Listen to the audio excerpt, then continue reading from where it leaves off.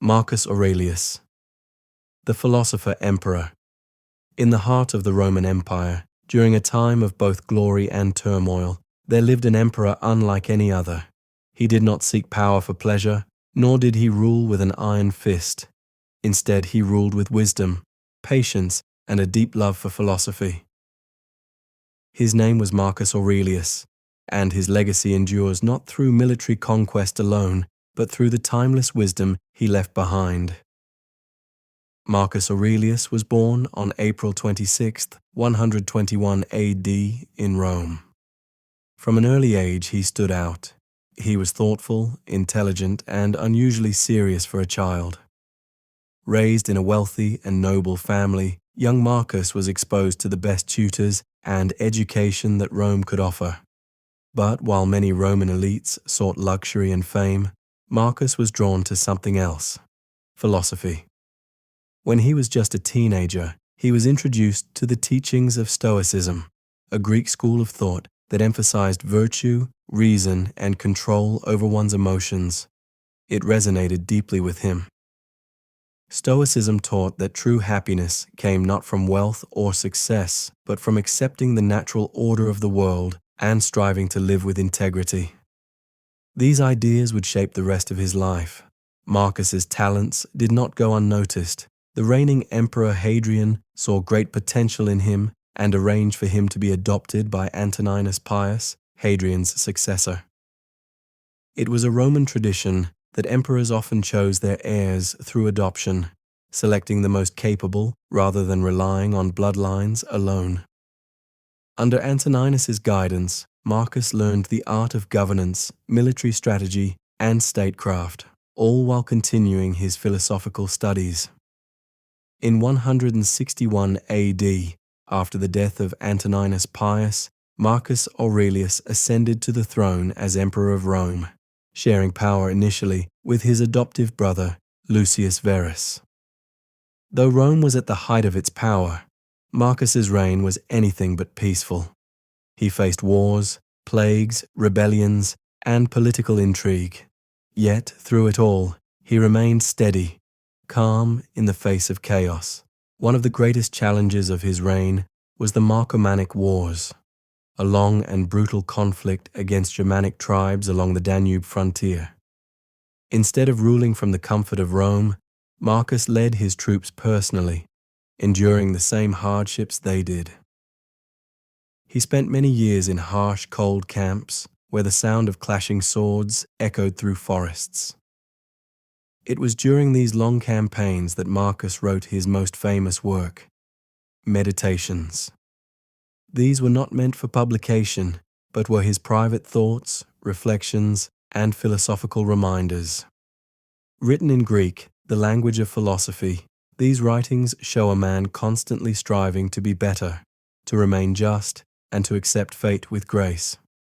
In Meditations, he wrote, "You have power over your mind, not outside events. Realize this, and you will find strength. And waste no more time arguing what a good man should be. Be one." These reflections reveal not just a ruler, but a deeply human man.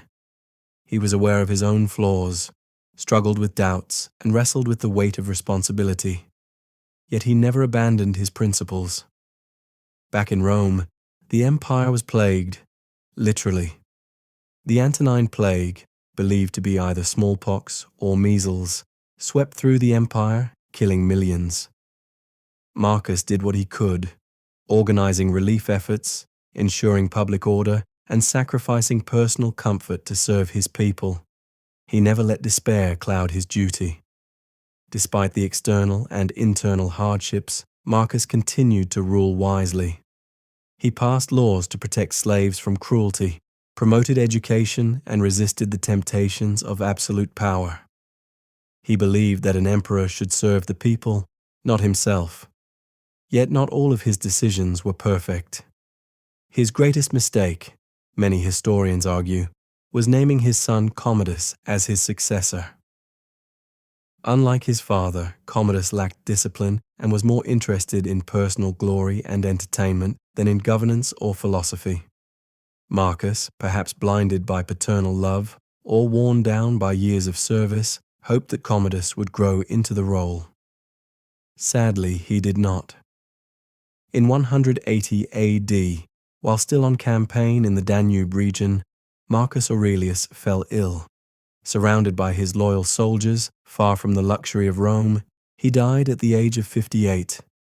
His death marked the end of the Pax Romana, the long period of relative peace and stability in the empire.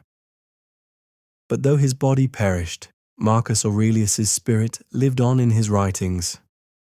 Meditations, discovered and published centuries later, became a guiding text for philosophers, leaders, and thinkers across generations. His ideas influenced Christian saints, Enlightenment thinkers, and even modern psychologists. He taught that life is short, that suffering is part of the human condition, and that the only thing we truly control is our own mind and actions. In a world that often feels chaotic and uncertain, Marcus's words continue to bring clarity and comfort. He once wrote, "When you arise in the morning, think of what a precious privilege it is to be alive, to breathe, to think, to enjoy, to love." Today, statues of Marcus Aurelius still stand, the most famous being the equestrian statue on Rome's Capitoline Hill, a rare survivor from antiquity. But more powerful than any statue is the image his words paint: a philosopher in armor, a ruler who practiced what he preached, and a man who tried, above all, to live a good life. Legacy Marcus Aurelius's life reminds us that leadership does not have to be ruthless, that power can be tempered by wisdom, and that philosophy is not just for the classroom, but for everyday life. He believed in duty, self-restraint, compassion, and the importance of doing what is right, even when it is hard. His story is not one of flashy battles or grand monuments, but of quiet strength, thoughtful reflection, and unwavering dedication to truth and virtue. Marcus Aurelius was a rare blend of warrior and sage, emperor and philosopher, a beacon of Stoic wisdom that still lights the way for those seeking purpose and peace in a complicated world.